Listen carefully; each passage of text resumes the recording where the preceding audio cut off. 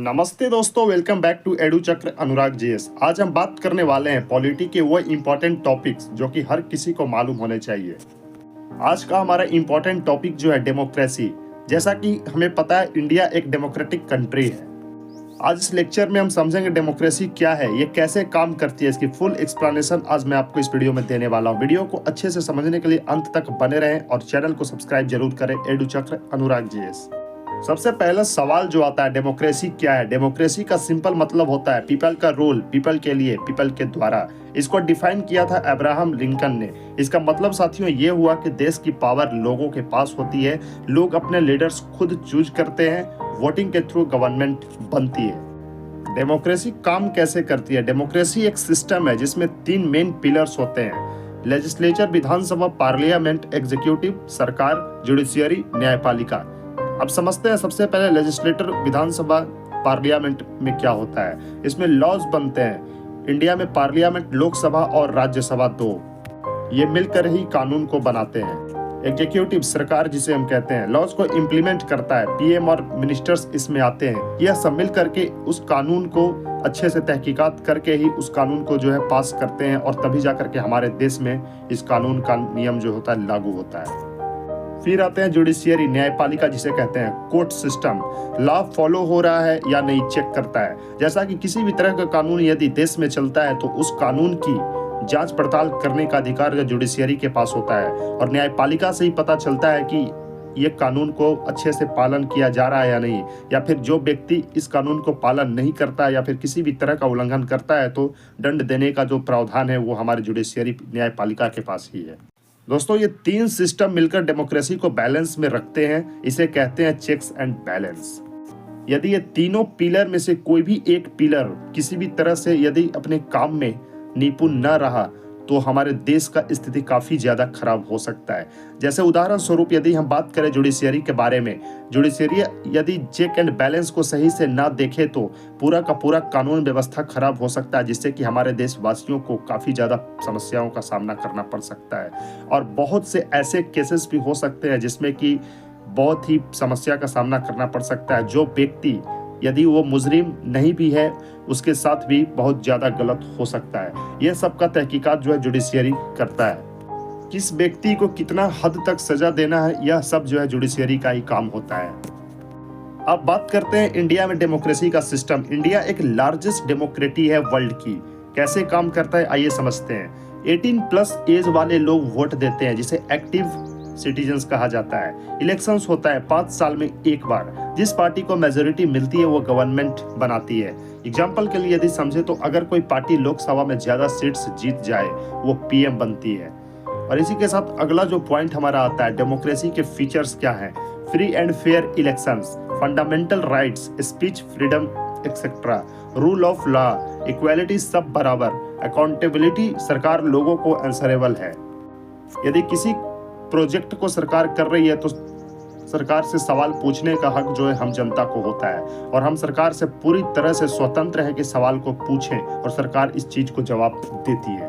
इसी बात को यहाँ पर समझाया गया है कि सरकार लोगों को यहाँ पर जो है आंसरेबल होती है। डेमोक्रेसी के फायदे को अब समझते हैं। लोग अपनी गवर्नमेंट चूज करते हैं, फ्रीडम मिलती है, पावर एक इंसान के पास नहीं होती, डिसीजंस लोगों के इंटरेस्ट में होते हैं। लेकिन दोस्तों, जैसा कहा जाता है कि हर सिक्के के 2 पहलू होते हैं। डेमोक्रेसी के नुकसान भी है, जैसे कि डिसीजन स्लो होता है, कभी कभी रॉन्ग लीडर इलेक्ट हो जाते हैं, पॉलिटिक्स में करप्शन आ सकता है, पब्लिक अवेयरनेस कम हो तो सिस्टम वीक हो जाता है। एक पॉइंट जो हर किसी को समझना चाहिए, democracy versus dictatorship. As we know that democracy is a form of government in which the power lies with the people who choose their leaders through free and fair elections. Famous definition by Abraham Lincoln: government of the people, by the people, for the people. And second definition in dictatorship is a form of government in which one person or a small group holds absolute power and people have little or no say in decision making. दोस्तों, अगर एक line में समझने का प्रयास करें तो democracy a system of government in which people elect their leaders through free and fair elections, and second one is dictatorship, a system of government where one person or a small group has absolute power without the consent of the people. ये जो आप screen पे ये जो graph आप देख रहे हैं, इस ग्राफ में मैं आपको समझा देता हूँ कि किस तरह से ये काम करता है, ताकि आपको समझने में आसानी हो। डेमोक्रेसी में लोग इसे चूज करते हैं, फ्रीडम होती है, इलेक्शंस होते हैं। डिक्टेटरशिप में एक इंसान ही रूल करता रहता है, फ्रीडम लिमिटेड होती है और इलेक्शंस नहीं होते। डिक्टेटरशिप कहने का मतलब यहाँ पे ये है कि जब एक ही इंसान लगातार सत्ता में रहे और वो उस गद्दी से न हटे और लगातार काम करता रहे, और इसमें जो है व्यक्ति की आज़ादी को छीन लिया जाता है, उसे डिक्टेटरशिप कहते हैं। ये सवाल हमारे मन में हमेशा आता है, जैसे क्या डेमोक्रेसी बेस्ट सिस्टम है? परफेक्ट सिस्टम नहीं है, लेकिन अभी तक दुनिया में डेमोक्रेसी ही सबसे बेटर माना जाता है, क्योंकि इसमें लोगों की आवाज़ होती है, इसमें चेंज होना बिल्कुल भी पॉसिबल होता है। इसी के साथ दोस्तों मैं आपको कहना चाहूँगा कि इसके पार्ट 2 भी जल्दी ही आने वाला है। चैनल को सब्सक्राइब नहीं किया है तो सब्सक्राइब जरूर करें। एडू चक्र अनुराग जीएस।